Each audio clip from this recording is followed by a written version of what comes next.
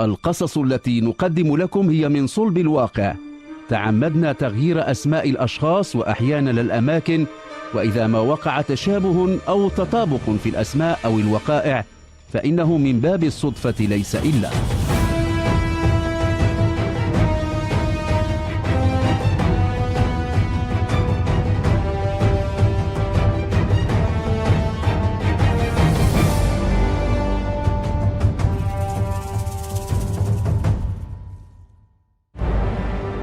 قصة لم يعلم بها أحد. في مكان كالمحطة الطرقية لولاد زيان في الدار البيضاء لا تعني الوجوه الكثير، هو فضاء للعبور، القادمون إلى الدار البيضاء والمغادرون لها والمتوقفون في انتظار الانطلاق إلى محطة أخرى. لا وقت للتدقيق في الملامح، وكل واحد من أولئك المئات الذين يعبرون من هناك كل يوم يمضي حاملا همومه وانشغالاته، لا يلوي على شيء، لا مجال للفضول. ومع ذلك وسط تلك الوجوه المتدافعة المنطلقة وجد بعضهم متسعا للاستقرار والعيش إلى جانب آخرين من أمثاله، وذاك عالم له حروبه الخاصة وصراعاته التي لا تتوقف إلا لتبدأ من جديد وفق تحالفات جديدة مرحلية لا يجادل في ذلك اثنان. هناك في ذاك العالم الصغير وسط الازدحام لا أحد يسأل أحدا عن ماضيه ومن أين هو آت، إلا أن تكون العلاقة قد تقوت بما يتيح البوح. وكثيرون هم الذين يصومون عن الكلام ويحتفظون بأسرارهم. يذكر حمودة يوم نزل في محطة ولاد زيان قادما من طرشان، كان ذلك عشاء يوم من شتاء العام 2000. يومها كان قد قرر البقاء في محطة ولاد زيان. لن ينتبه إليه أحد إن هو نام في زاوية من زوايا المحطة أو بالقرب منها، فكثيرون هم الذين ينامون في انتظار الصبح، وأكثر منهم أولئك الذين اتخذوا المحطة الطرقية سكنا، أولئك الهامشيون. وكذلك صار حمودة، وهو الاسم الذي اشتهر به في ذلك العالم الصغير الذي لا يكاد يراه العابرون اللاهثون وراء موعد في مستشفى أو محكمة أو مع عملية تجارية تدر عليهم أرباحا.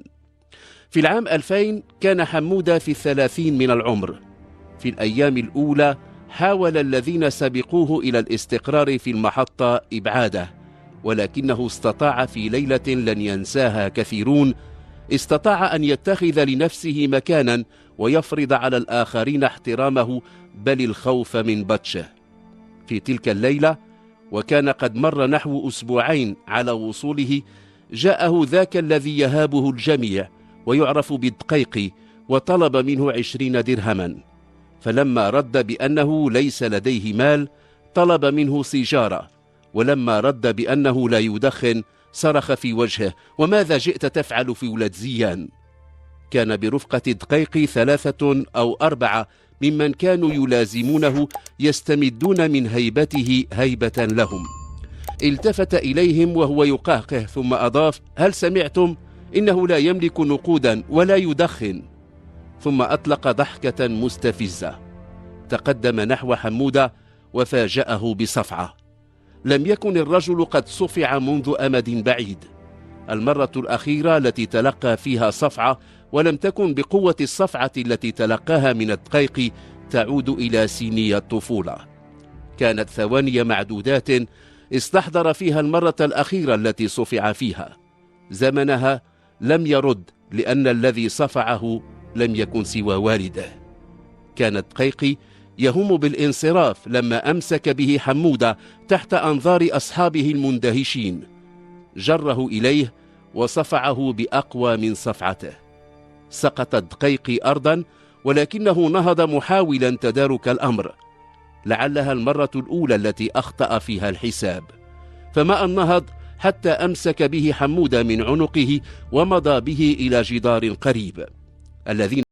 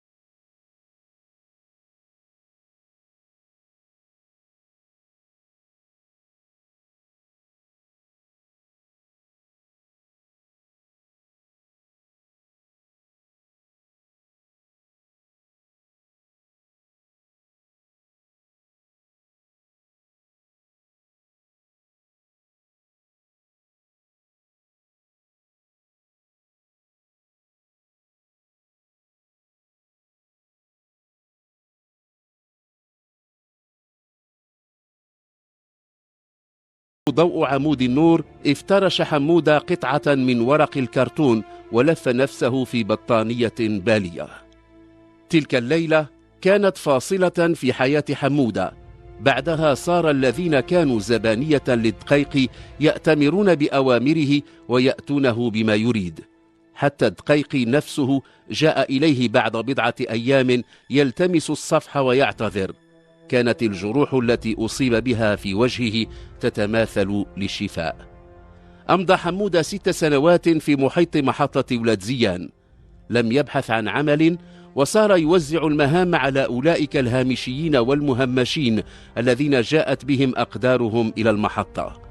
منذ الوهلة الأولى أدرك الذين أعلنوا له الولاء أنه مختلف عن الدقيق، فقد كان يرفض أن يقوم أي من أفراد مجموعته بأعمال سرقة، وكان يدفعهم إلى القيام بأعمال من قبيل مساعدة المسافرين في حمل أمتعتهم أو التوسط لدى القائمين على شبابيك شركات النقل للحصول على تذكرة سفر، وكان ذاك نشاطا يدر مبالغ لا يستهان بها، خاصة في مناسبات العطل والأعياد. كل ما كان يحصل عليه أولئك اليافعين والمراهقين والشبان يصل منه نصيب إلى حمودة. هو الآن في 36، تلازم سحنته صفرة. العيش في أجواء محطة ولاد زيان غير المرئية للجميع لا يوفر للراحة أسبابا. لعل بعضا ممن اتخذوا هذا القادم من طرشان زعيمهم لاحظوا أن الرجل دائم التفكير في أمر كم يودون لو يطلعوا عليه، ولكنه لم يكن ممن يبوحون بما يشغلهم أو يؤلمهم. لم يكن يقول لأي كان أنه اشتاق إلى طرشان التي استقبلته وليدا واحتضنته طفلا وشابا. لعله اشتاق إلى والديه، هو يعلم جيدا أنهما أيضا اشتاق إليه. ما يؤلمه أكثر أنه خلال كل السنوات ال6 التي مضت لم يتوصل منهما بخبر، ولا هما يعلمان أين هو موجود. في طرشان حيث الأفق حقول وضيعات معطاء يجعل كثيرون من عام 2000 عاما مختلفا عن كل السنين.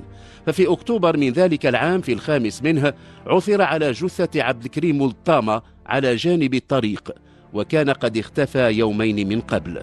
كان صديقا حميما لحمودة، حمودة الريال هذا اسمه الكامل، ولذلك لما اختفى ظن الناس أنه لم يعد يطيق البقاء في طرشان، وقد مات من كان يعد أعز أصدقائه. بعد أيام تم الإمساك بشاب من قرية مجاورة ضبطت معه المدية التي طعن بها والطامة. قال إنه عثر عليها بينما كان يقود قطيع أبقاره. تم تقديمه للمحاكمة وحكم عليه بالسجن 10 سنين. مساء 20 من مايو من العام 26 كان حمودة واقفا بباب المحطة يراقب بعضا من أفراد تلك